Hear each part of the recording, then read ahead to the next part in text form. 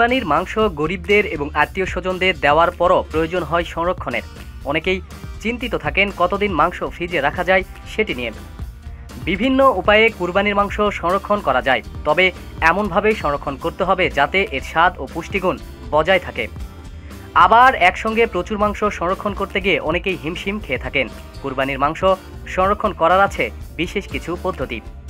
জেনে নিন কুরবানির কাঁচা মাংস কতদিন রাখা যায় এবং সংরক্ষণ করার পদ্ধতি সম্পর্কে। পূর্ব প্রস্তুতি। কুরবানির মাংস সংরক্ষণ করার জন্য প্রয়োজন কিছু পূর্ব প্রস্তুতির। আগেই ডিপ ফ্রিজের পুরনো খাবার সরিয়ে ফেলুন। ফ্রিজ একদম খালি করে ধুয়ে মুছে পরিষ্কার করে ফেলাই ভালো।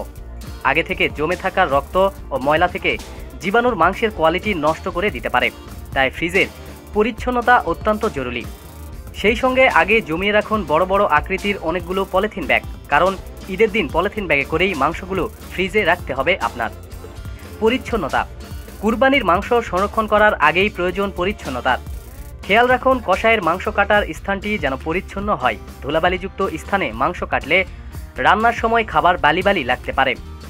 মাংস কাটা হয়ে গেলে সেগুলোর রক্ত পরিষ্কার করে পানি ভালো করে ঝরিয়ে নিন। এরপর প্যাকেটে ভরে ফ্রিজে রেখে দিন অথবা রান্না করুন। সংরক্ষণ পদ্ধতি।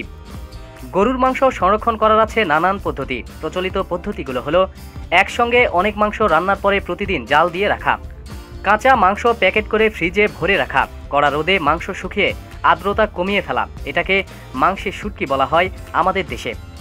মাংসে লবণ ভিনেগার মশলা মাখিয়ে ফ্রিজে রাখলে ভালো থাকে। মাংস ফ্রিজে কতদিন রাখবেন?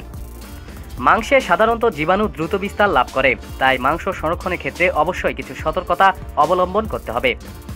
মাংস রান্না করে রাখলে প্রতিদিনই জাল দিতে হবে।